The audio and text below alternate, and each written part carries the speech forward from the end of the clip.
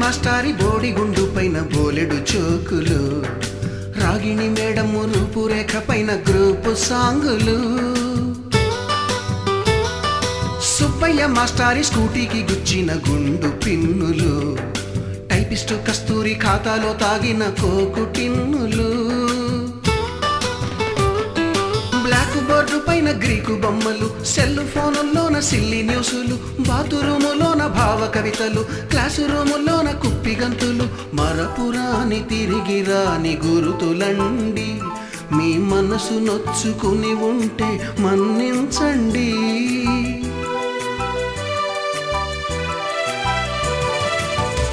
మనకు క్షమాపణలు ఎందుకండి, మీ వయసులోన మేము కూడా ఇంతేనండి.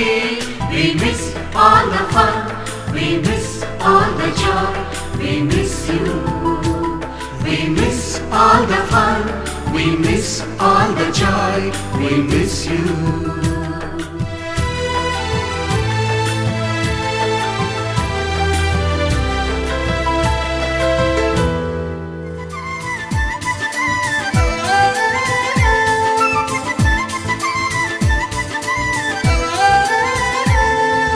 दोस्त मेरा दोस्त तू है मेरी जान, వాస్తవం రా దోస్త్ నువ్వే నా ప్రాణం, బ్రతుకు తీపి పాటలో మధుర స్వరానం మనం, స్నేహమనే మాటలో చెరో అక్షరం మనం.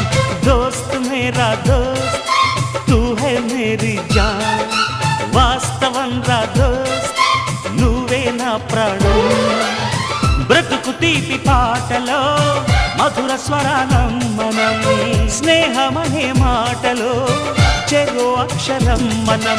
దోస్త్ మేరా దోస్త్ తూ హై మేరీ జాన్, వాస్తవం రా దోస్త్ నువ్వే నా ప్రాణం.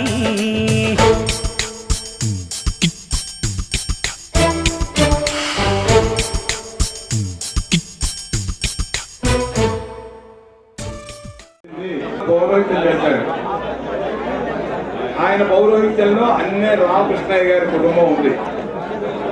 ఏదో ఒక శుభగడియన ఆయన వచ్చి మా నాన్నగారిని ఒక మాట అడిగాను, ఏమండి సంతానం లేకపోతే దిక్కు లేదు కదా,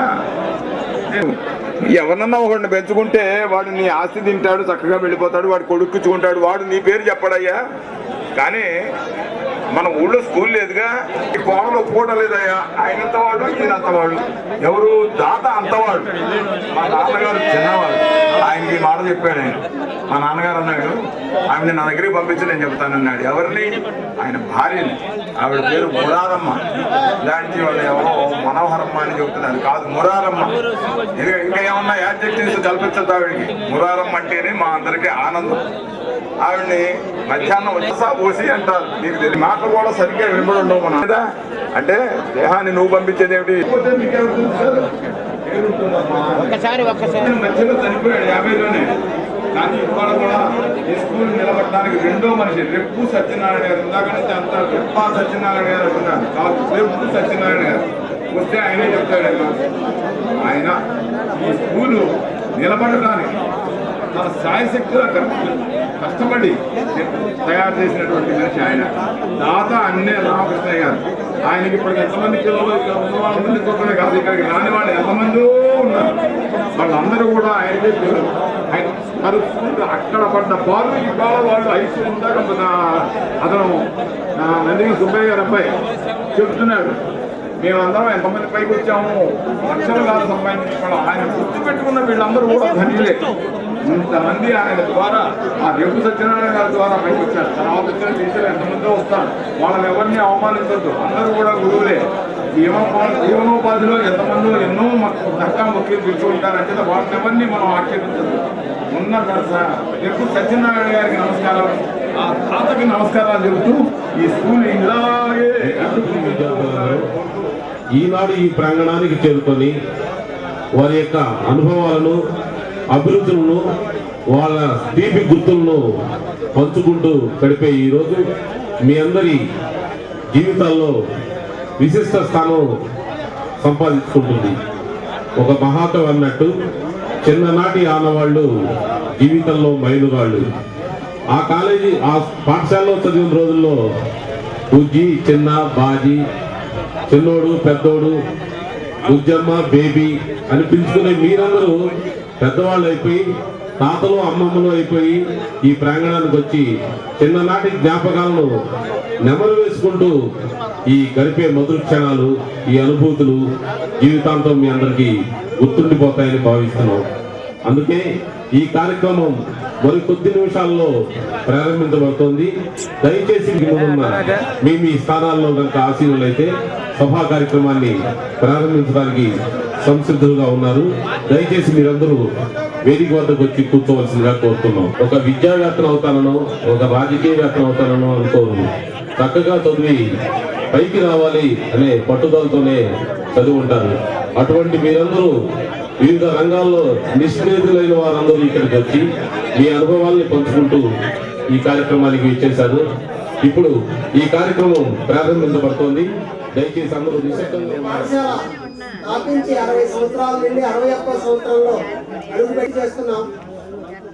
అలాగే ఈ సందర్భాన్ని పురస్కరించుకునే 50 నుంచి 90 వరకు 40 సంవత్సరాల పాటు విద్యార్థులందరం ఆత్మీయ కలయిక వేడుకలను జరుపుకుంటున్నాం.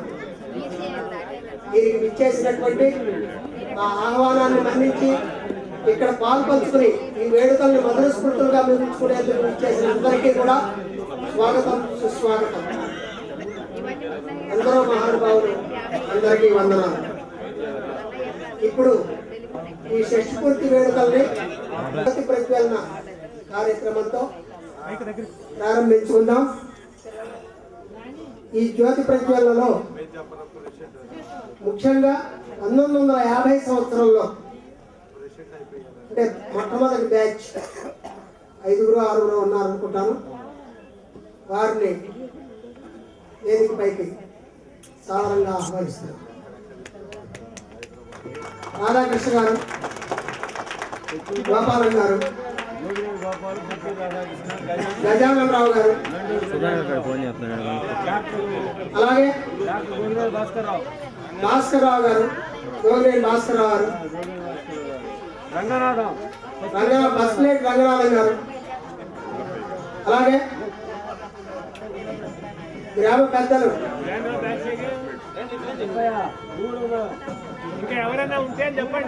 ఇంకా ఎవరైనా ఆ బ్యాచ్ కి సంబంధించినటువంటి వారు ఉంటే వేదికపైకి వెంకటప్పయ్య గారు, సలాక వెంకటప్పయ్య గారు,